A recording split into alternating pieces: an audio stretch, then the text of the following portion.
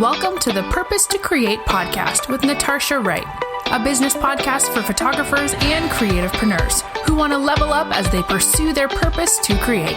Lean in as we connect, inspire, and impact you as you build and grow your business.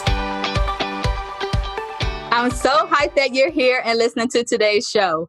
Today's guest is Charlene McCraney, blogger and content creator known on social media as Texture Talk, a Dallas beauty and lifestyle blogger.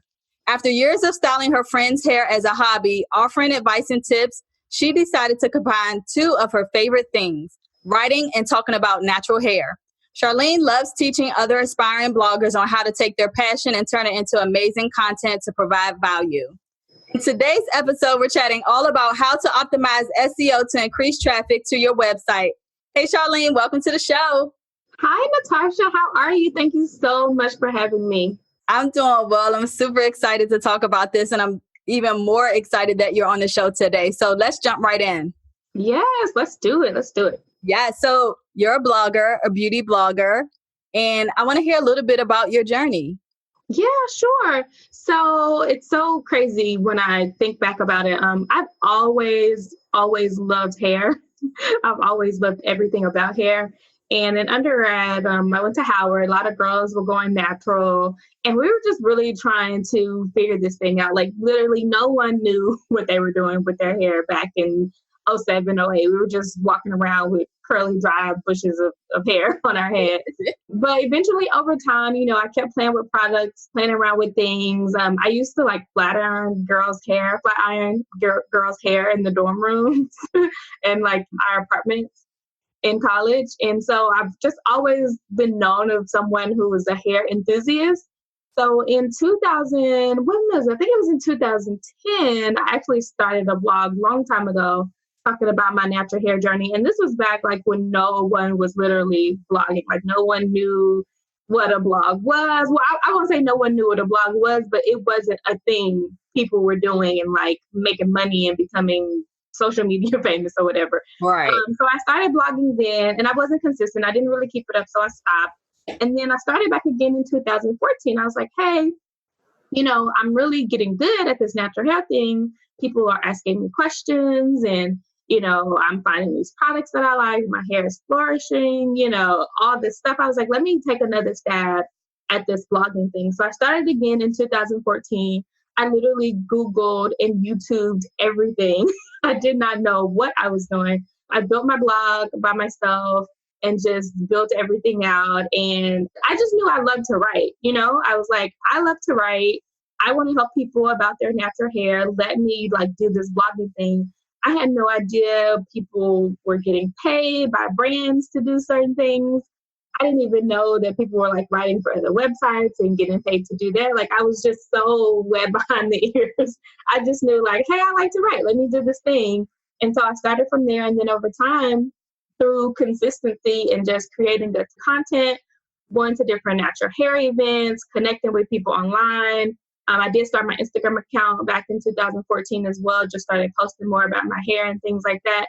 And, it just really grew. It sounds so cliche, but it just really grew organically because I was consistent in blogging and consistent in making sure that every week I was putting out content that women could use. So when I first started, I had this thing called Texture Talk Tuesdays because that's the name of my blog, Texture Talk. And so every week it's like clockwork. I was putting out an article, I was doing this and doing that. And then I started to be a contributing writer for other curly hair blogs and things like that.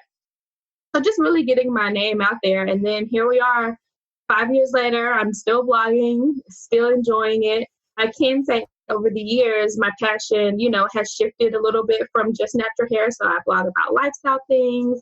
I blogged about my wedding the past couple of months.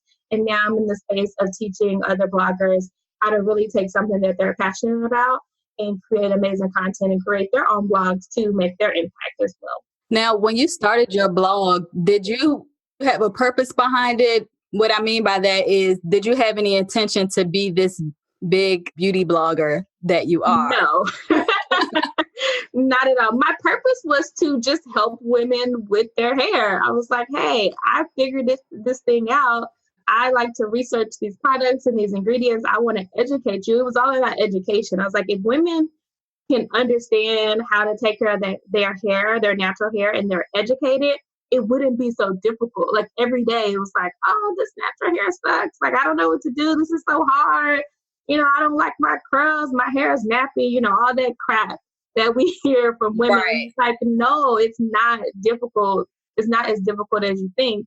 So I just really wanted to help women. I really, like I said, I had no idea that blogging was even like this big thing. And it's so interesting to see now just how the blogging industry has shifted and has changed, because I feel a lot of people want to get into blogging because they do want this like social media celebrity type facade thing. I want to be popping on the gram and I want to be, I want to be working with brands and flying out on these planes and going to these events and stuff like that. And, no shade, that's fine. That's great. That's amazing if you can do that. But I always tell people, do not start a blog if you don't like to write. Like, just period, because that's what being a blogger is. That you do have people that are influencers online. They do videos, they do Instagram photos, and that is a form of blogging. I like to call it a form of microblogging. If you're sharing your story on social, if you're a YouTube blogger, you're a blogger, you create blogs. But in the traditional sense of a blogger is someone who writes content, on a website, on the blog. So I really had no intention. I was like, I love to write and I want to help people. And, we just kind of see where it goes from there. And I always tell people too, I'm more concerned with how many people are coming to my website and how many page views I'm getting and how many unique site visits I have than how many followers I have, because, people are just going to scroll, tap and like. But Instagram is, it's the marketing tool for the bigger thing, which is my blog, because that's where I get, all my traffic and my readership and things like that. Right. And let's talk about that a little bit, because I know recently there have been several occasions where Instagram was down. Oh my gosh, yes. And, we don't own that. However, you own your blog. Yes. And so I can understand exactly why you're saying my focus is more so on my website. But let's talk about why it really is important, especially when things like that happen on social media where it shuts down and, we can't reach our audience. But with blogging, we still have access to them and they still have access to us. Yes. Why is it important for us to blog? Yes, totally 100% agree with everything you just said. It's so important I like to call it owning your own piece of internet real estate, right? It's like you said, you control the content, you control what goes out. Even better, if you have an email list, you control how you can directly contact those people. We really don't know what's going to happen with Instagram and Facebook. Like, oh, we're going to have another Russian hacking scandal. Is Instagram going to go down? Yep. Is Instagram going to be one of those places where you really have to pay to play and you have to pay for advertising just for people to see your stuff? You have to post 3-4 times a day just for people to see your content. So I think it's important to have your own piece of internet real estate. That way you are able to control your message and control your content and control who sees your content and how it is distributed. If we sit around and wait on, is Instagram going to show my post today? Like the stupid algorithm, I'm not getting any reads. I've only got 10 likes. Like, who wants to be sitting around all day stressed about only getting 10 likes on a photo? Like, right, exactly. We have so much more to do with our time, but it's like, I have this website, I have an email list, I can reach people. And especially if we're talking about, especially with creatives, and I know as far as the photography industry as well, it's like, you guys definitely can't rely on Instagram, to promote your business. Like, you have to have your own website to show your own content. And just simply because from a photography perspective, there's only so much you can show on Instagram. That's very true. It's not like you can upload a whole wedding album and show it on Instagram. I mean, you could, but that will take a long time. So you definitely want to look at Instagram and social media as the marketing tool to drive people to the place where the content, because, I always tell people as well, Instagram is the lowest traffic referrer to my website. Like, I hardly get any web traffic from Instagram. It's like 0.1%. Wow. Most of my traffic comes from organic Google searches, from SEO optimization, and from Pinterest. And then I think like my email list is next after that. And this is the nature of Instagram, right? Like people are on, they're scrolling, they're tapping, they're liking. But it's like, how often is someone going to your bio to click on your link? You know, probably less than you think. The one saving grace I can say, and you can read analytics about this, how more people are engaging on Instagram stories. I get a lot of people that swipe up on Instagram. So that has been a saving grace. So if you are lucky enough and your account has the swipe up feature, definitely take advantage of that. More people swipe up on my things and they go to my bio and click it, you know, but it's like, are you there yet? Do you have the capacity to be on Instagram stories all day, adding links, telling people to swipe up? No. So let's optimize your website for SEO so people are coming to your website organically. And when they go into that Google search bar, like you're popping up. Right. Before we jump into really optimizing SEO to increase our website traffic, I want to ask, were there any challenges over the years that you faced in really finding your niche and your lane and really your target audience and how to communicate with them? You know, in the beginning, no. In the beginning, I was super laser focused on my niche. It was natural hair. Like that was it, right? But I can say over time, as you grow and your interests change, I was like, there's only so many more times I can blog about a twist out. There's only so many times I can talk about washing those and deep conditioning your hair. Like, y'all ain't got it yet. Right. I have all this content on my blog. So I did struggle in the beginning trying to figure out what direction I want to take the blog, and really kind of going back to what is my purpose, right?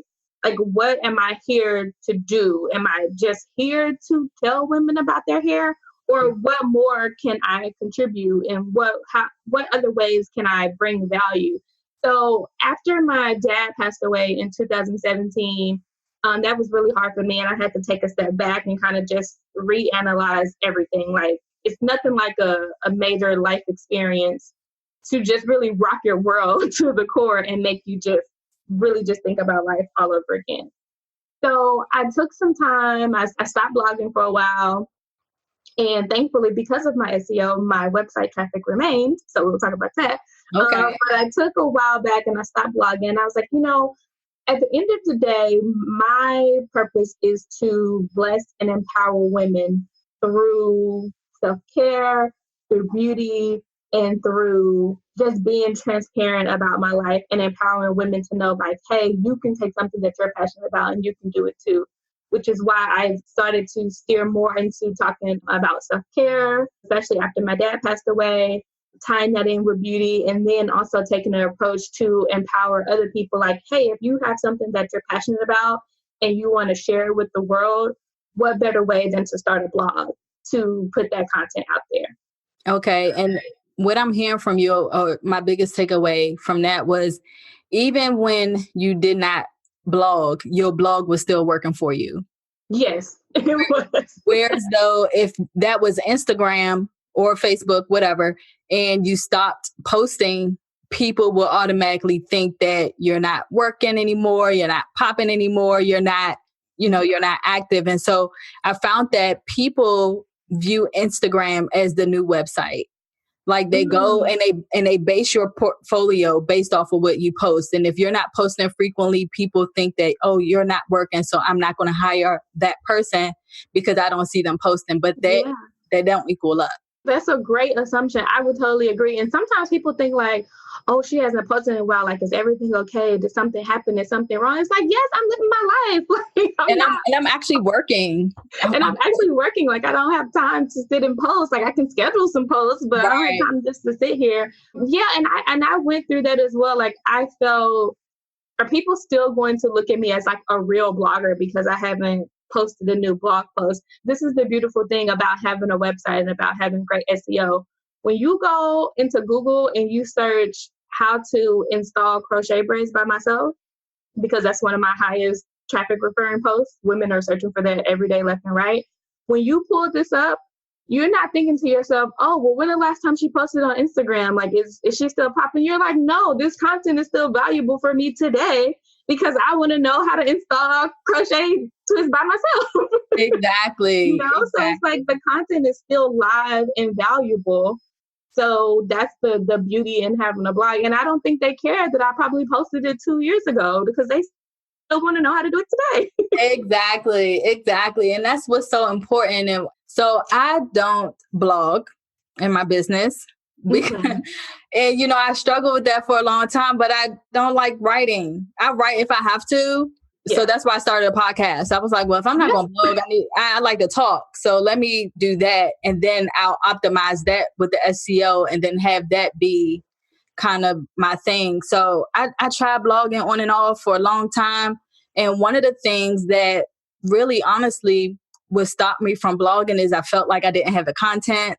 Mm-hmm. That's what a lot of people struggle with: content creation and consistency. Yeah. So can we speak a little bit about, the fear and, consistency of getting started in blogging? And what would you say to people like me who struggle with blogging and with those things and getting started?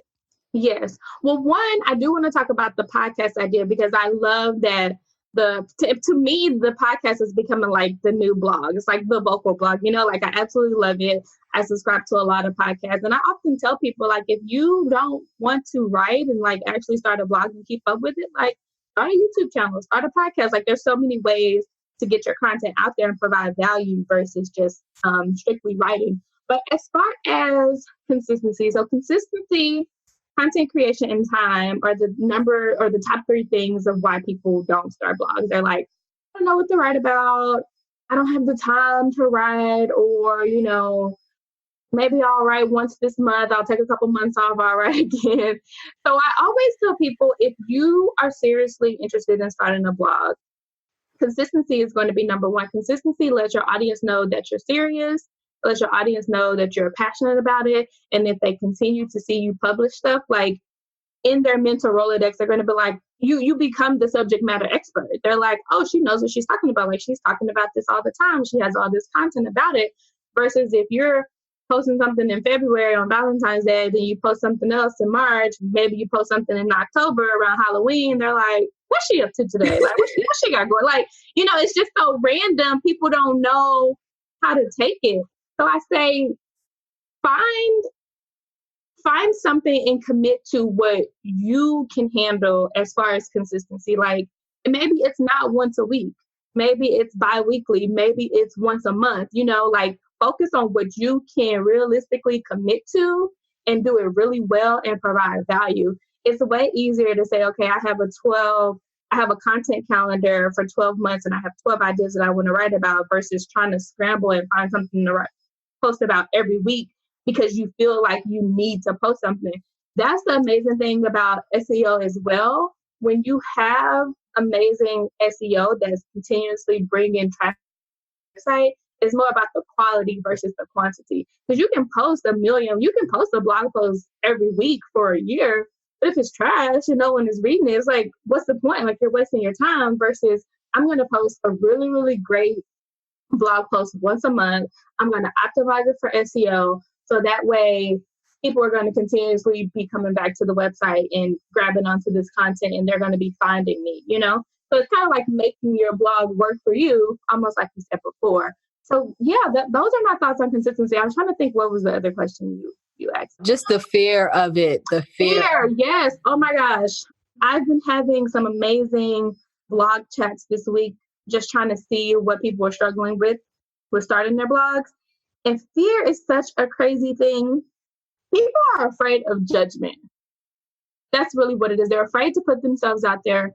They're afraid of judgment. They're afraid it's going to suck. It's not going to be good. And I always tell people, like, what do you have to lose? You know what I'm saying? Like, it's not like you're going to post a blog post and then you're going to get cancer, or you're going to post a blog post and you're going to lose your job. Like, right. It's really nothing that you have to lose, probably a couple hours of your time. But it's like, what was you doing at that time anyway? Scrolling on Instagram, probably on the shade room or something. Right, exactly. So it's really like, what do you have to lose? And what's even more interesting to me is people are afraid to promote themselves.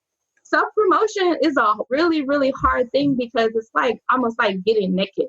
It's like you're afraid to let people see your innermost thoughts and your passions, but it's like, going back to your purpose, if your purpose is I want to help people, how you going to help people if you don't promote yourself? Self-promotion, if you're afraid to promote yourself to begin with, how do you expect other people to promote you or even read your stuff? Like, people are like, and I always tell people too, going back to Instagram, if you're not promoting your content on Facebook, like, you're losing. Facebook has over 1 billion users. Like, and people actually click on links on Facebook and read things. They don't do that on Instagram.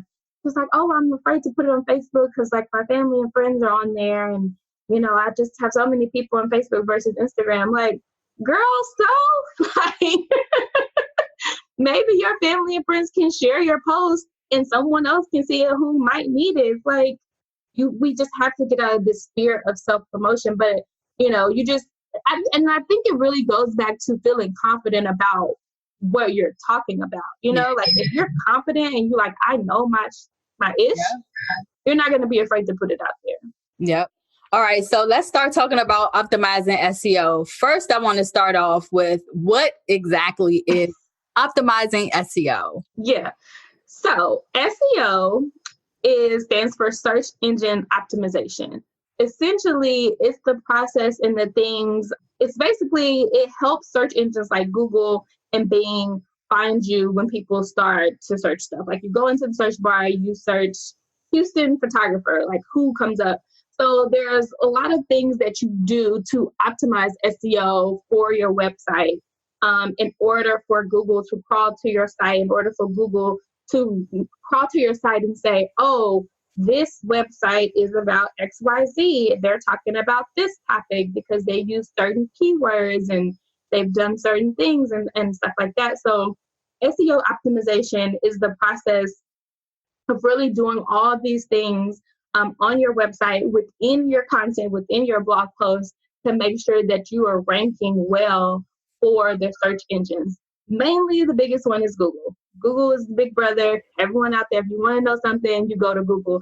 So there's a breakdown. There's on-page SEO and there's off-page SEO. So the easiest thing that you can do, the easiest number one thing that anyone can do to optimize SEO for their blog is to install the Yoast SEO plugin. This is a WordPress plugin. I believe it works for other content management systems. I'm not 100% sure because my website is on WordPress, so that's all that I speak about. The Yoast SEO plugin, that's spelled Yoast, it will really do majority of the work for you. It's not going to do all the work for you, but it's going to do a lot. So what that plugin does is it allows you to say, what is going to be the keyword or the key phrase that I'm focusing on for this particular blog post? So I'm going to go back to my example of installing the crochet braids. I wrote that blog post maybe like 2 years ago, and it's still the number one traffic refer to my blog, like, to today. Like, people are looking at it every day. And so my key phrase for that blog post was how to install crochet braids by myself. So I made sure that was the key word. There are certain things I did within the blog post as far as using the key phrase a lot of times, including it like in a header, in the H1 subtext header. When you go in and you stylize and you format the blog post, I included it in the URL description. I included it when I saved the image of the photo and I uploaded to WordPress. I made sure that the image was saved with that keyword as well. So if people are going in and they're Googling it and you click on images in Google, that image is going to show up as well. So there's a lot of things that you do within the blog post to optimize it, and the Yoast plugin will help you do that to make sure you're checking off all of those boxes. And so it'll give you like a little green light to let you know, oh, this post is good. It'll give you a yellow light. It'll say, hey, you need to make this blog post longer. It's not at least 300 words. You need to make your blog post at least 300 words. So it's optimized for SEO and things like that. So it's so many little things. But I can tell you there are things that you must do that the plugin doesn't tell you. For a lot of people don't realize your site speed impacts your SEO as well. It impacts your rankings with Google, So if your site speed is faster, Google is registering and they're saying, oh, this site is faster, it's gonna, make sure that you're coming up in search results, a little quicker. So there's certain plugins that you can use to optimize that. Maybe you have like a image optimizer where it kind of crunches down the size of the files without losing any resolution of the photos. Maybe you have like a lazy load plugin and things like that. And you can test your page speed through Google. You can just say Google page speed test, file it, and they'll tell you like all the things that you need to do to optimize your website to make it a little bit faster. And I'm trying to think, it's so many things, but I'm just trying to give you like the broad overview of like the most important things. I always like to tell people as well, when it comes to SEO, make sure that your blog is also connected to Google Analytics so you can see where that traffic is coming from. And Google Analytics will tell you what people are searching for and how they're coming to your blog. So if you know what people are searching for, you kind of go back to that particular blog. Oh, well, I said this in that blog post. I use this keyword, or I saved this image like this, and this is why people are coming to my website. So it's so many things, and I actually have the ultimate SEO planner and checklist for people to download as well. So I'll make sure you get that. Oh, awesome. Yeah, to make sure you link in the show notes, because SEO can be very overwhelming for some people, but it's really not that hard. And what I'm so happy about is that I made SEO optimization a priority from day one when I first started my blog. So now it just kind of becomes like second nature. You know what I'm saying? Right. If you want me to dive into some of those topics a little bit more, I'm welcome to do that. Like, you want to break down, like, what do I mean by like a keyword or a key phrase and stuff like that? I would like to dive into one where you feel like it will be most beneficial for folks to walk away with. If there was one thing they can walk away with from today's episode, what would that thing that they would need to know that's definitely not, easily found that they should know? Yeah, from a blogging perspective and creating content consistently, the one thing I would say you need to walk away with when it comes to SEO is really focusing on what your keyword or your key phrase is going to be within the blog post. And that's why I said going back to the Yoast SEO plugin, it really helps with that. So give me an example. Let's just do like a real life example. Give me an example of some of the people who may be listening right now. Okay, so we have photographers who are listening. Okay. Wedding photographers, portrait photographers, family photographers, wedding planners. Yes. People in the wedding industry. So let's do... and this is perfect because I just came off of my wedding, so I'm like on a high. So. Yeah, okay, let's do it. So let's say you are a wedding photographer and you just shot at this gorgeous venue.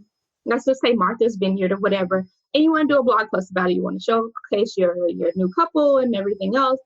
So I would say, instead of saying, Natasha and Jeff's June wedding, I would make the blog post, Natasha and Jeff's June wedding, Martha's Vineyard.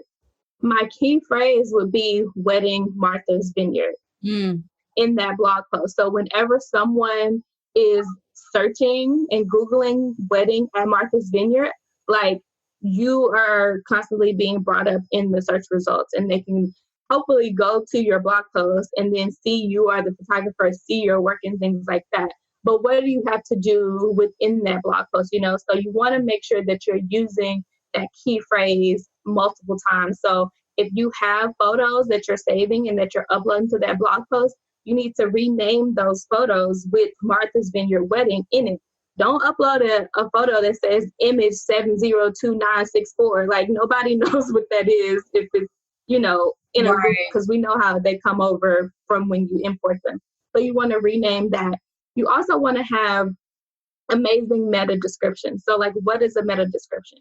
A meta description is the little blurb of information that comes up when you Google something. And usually, we're scrolling, we're Googling, and you're reading that description because you're trying to decide, am I going to click on this? Like, that's like your first little peek into what the topic is going to be about. So you want to have amazing meta descriptions that entice people to click on your blog post, and it uses that keyword in the blog post as well. So that's going to help with the SEO. You also want to make sure within the blog post you have inbound and outbound links. So an inbound link is when you're linking back to things on your website. This helps people stay on your website longer. It increases page views. The longer someone stays around on your website, the likely, that they're interested in it. Mm-hmm. But then more importantly, you also want to have outbound links. And outbound links is when you link to websites outside of your own, of course. But Google rewards you if you're linking to trusted websites. Like if you're just linking to a website that maybe it's small, I won't say small time, but it doesn't get a lot of traffic, or it's not like a trusted site, a lot of people are not going to it. It doesn't have as much power as if you're linking to a trusted website. So maybe there's maybe the venue itself has a website you can link to, or maybe Martha's Vineyard, something has a website, or maybe there's a bigger article on brides.com about the 10 most gorgeous weddings at Martha's Vineyard or something. You want to find a trusted website. I always like to think of something like a CNN or something like that, but you may not find something that relates to your content on those sites. It's important that it relates to the content that you're talking about. So I find at least one inbound or outbound link. Okay. If you can find more than one, that's great. But you don't want to go overboard because Google is very smart. So they want to make sure that, your content, the content on your page is original. I already talked about improving your page speed and things like that. Another thing that you want to do is your permalink in your blog post.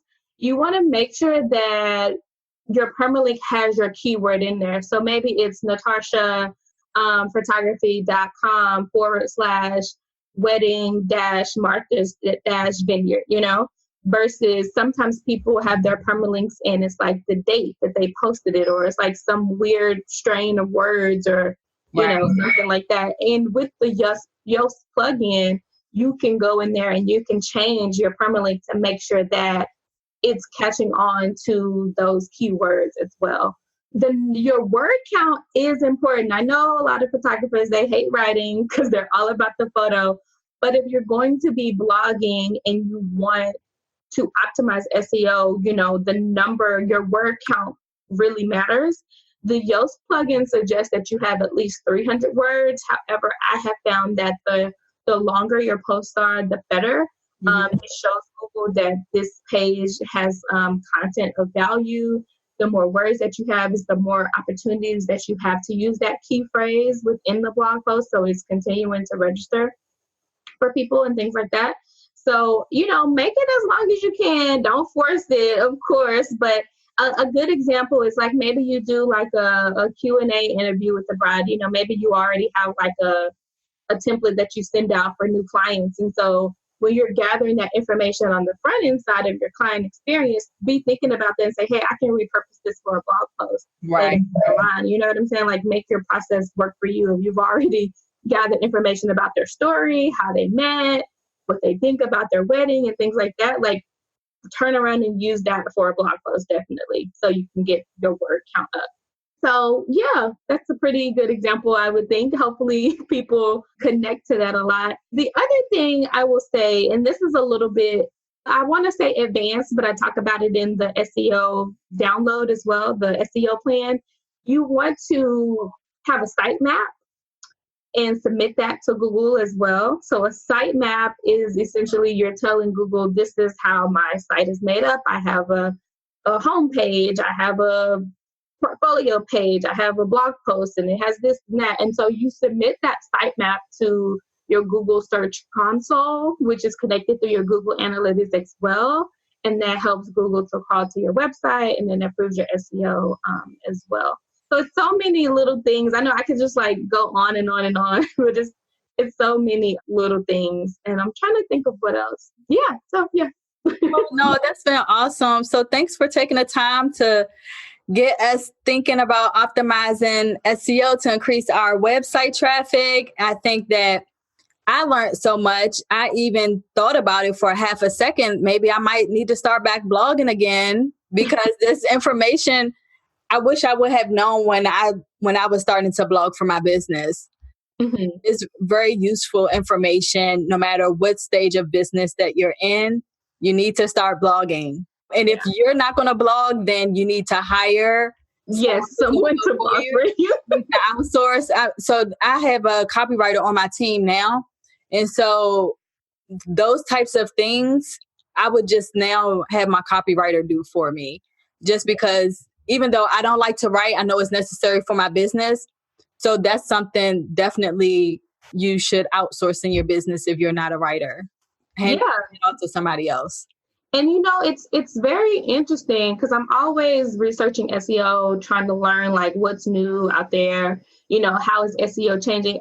I want to let people know also that SEO is like a marathon. It's not a sprint. It is a long-term game that you play with SEO. Like you may implement some things today and you may not see results for like 3 to 6 months.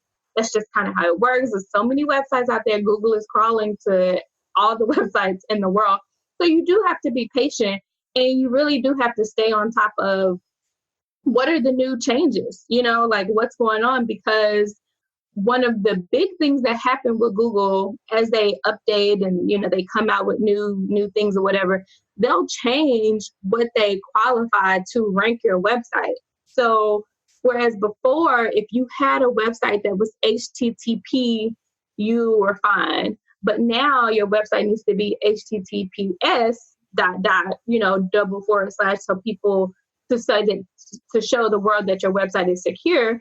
And if it's not, that hurts your Google page rankings as well, and that hurts your SEO. So it's like we gotta, just like we stay up to date on the latest Instagram update and what the algorithm is doing, like Google is changing some stuff too. So we have to make sure we keep up with that to know, like, am I still on top of the new, SEO things, like what's going on, to make sure that traffic is coming consistently to my blog. And so, because of that, I get over 40,000 page views a month to my blog and like 25,000 unique site visitors to the blog every month. And my goal is to get it to like 100,000 by the end of the year. So. Well, that's so exciting. But what did you start at? I mean, I know where you are now. Yeah. Oh, let me pull up my Google Analytics and see what it was like in 2014. Well, you started because, like you said, it's a marathon. It's not a sprint. And we get excited about where it is now. And I think sometimes that may discourage people from doing it because they don't realize that you have to baby step it to build up to that point. Yes. And if you get discouraged by the numbers early on, you done already cancel yourself out. You got to keep going. Yeah, no, I totally agree. I don't know exactly what I started with. I'm trying to like pull up my Google Analytics to go back to 2014. And that's why I tell people like Google Analytics will really tell you a lot. Like get in there and really dive down and see what are people coming to my blog for? What are they searching? Like if I'm a Houston photographer, I want to make sure that like my website is so optimized. If someone Googles Houston wedding photographer, like I'm on the first page of Google. Maybe you're not on the first page, but maybe I'm on like page 2 or 3, because you know how Google searches are. You're not going past page 3. Right. I don't even go past the first 4 or 5 links.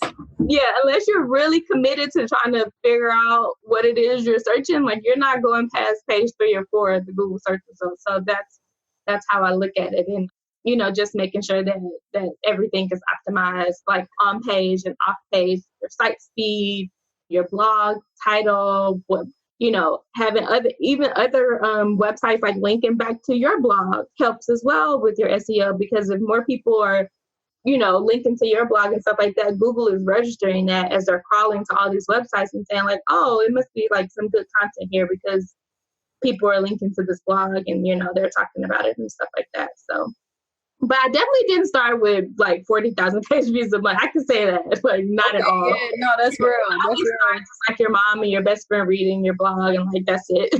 Right, to be like from 2 to 40, and it's like, oh, that's what's up. But you stayed in there, and you didn't give up. You didn't let fear cripple you. You didn't let not being consistent.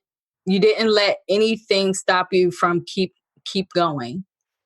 Yeah. And just really knowing where to focus my time. That's the biggest thing I've learned also from connecting my blog to Google Analytics and really seeing how people are getting to my website. Once I saw that a lot of my traffic, because I used to be really focused on Instagram, like I'm not going to lie, because it's like the popping thing, right? But when I noticed that majority of my traffic was coming from Pinterest, I'm like, I've been wasting my damn time on Instagram. Like, I can post some cute pictures, but let me focus on Instagram and pinning more stuff, especially for photographers. Oh my gosh, I cannot tell you how important it is. You have to really sit back and ask yourself how the platforms operate. Pinterest is a search engine. Google is a search engine. Instagram is not a search engine. So you have to think about it in terms of that way. So if you're pinning things and you're linking back to your website, you're using, keywords in Pinterest as well, and you're hashtagging is big in Pinterest. If you love hashtagging on Instagram, you're going to love hashtagging on Pinterest, right? Right. So think about it that way and really promote your content across multiple places and promote where your people are. Maybe your people aren't on Instagram as much as you like it. Maybe your audience is not there. Maybe they are on Pinterest, or maybe they're on Facebook, So you really have to do that work, looking at your Google Analytics to say, where are my people? Right. Keyword, do the work. Make sure you're doing the work. You can't just set it and forget it. You really got to do that work. Yeah. So tell us how we can stay connected with you after the show, because what I'm really looking forward to is more of your blogging resources. Yeah, I can really educate myself about blogging.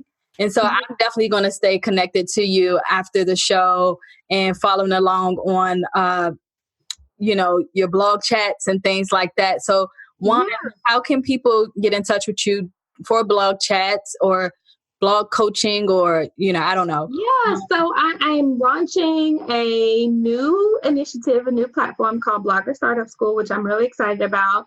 So I'm creating content to really help bloggers go from ideation to nailing down a niche to full-scale blog. So you can find a lot of my information on my main blog, texturetalk.com. You can find me on Instagram. I just changed my Instagram name from Texture Talk to Charlene McCraney since I got married. So I'm really excited about that. But specifically today, for the SEO resources, you can go to bit.ly/Blogger Startup School SEO. And I'll make sure you have the link to that. And if you download that checklist, you'll be on my email list and you'll get all my amazing blogging tips. And if you follow me on Instagram, you'll definitely see me talking about the blogging tips as well.